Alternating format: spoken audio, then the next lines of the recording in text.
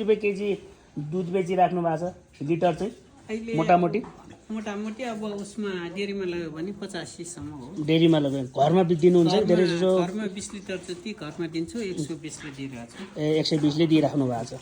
अब त्यो भएपछि अब के छ भन्दाखेरि यहाँ त हामीसँग पर्याप्त मात्रामा चाहिँ हरियो घाँस छैन। अब लागत मूल्य घटाउने भनेको हरियो घाँसै हो खासमा। अब यो ठाउँमा चाहिँ अब हरियो घाँस भएन भने चाहिँ अब पराल मात्रै दिएर पोषण तत्त्व पुग्दैन हैन। पेट मात्रै भरेर त भएन नि त उनीहरूको। उनीहरूलाई पोषण तत्त्व चाहियो जुन दुध उत्पादन गराउनको लागि। अब यसको लागि के गर्ने भन्दाखेरि चाहिँ दाना नै थप्ने हो। अब तपाईँसँग हरियो घाँस छैन भने त दाना त थप्नु पर्यो नि त।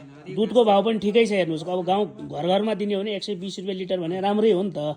अब डेरीमा दिँदाखेरि 80-85 रुपियाँ भनेको चाहिँ अलिकति कमै हो यो अनुपातमा चाहिँ। अब त्यसको लागि चाहिँ यहाँ पाल्दाखेरि कमसेकम पनि 2 लिटर दुध दिन्छ भने 1 किलो दाना चाहिँ दिनै पर्छ है दाइ। यहाँ अब हरियो घाँस तपाईँसँग 25 होइन दाना पनि परिवर्तन गर्नुहोस्। यो दाना परिवर्तन गर्नुहोस्। यो तपाईँको मास दाना हो।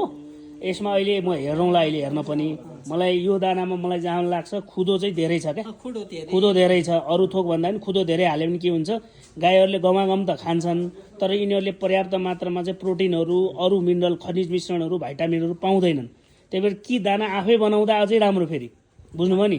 दाना अब कसरी बनाउने भन्ने तालिका यदि चाहियो भने म तपाईँलाई उपलब्ध गराउन सक्छु।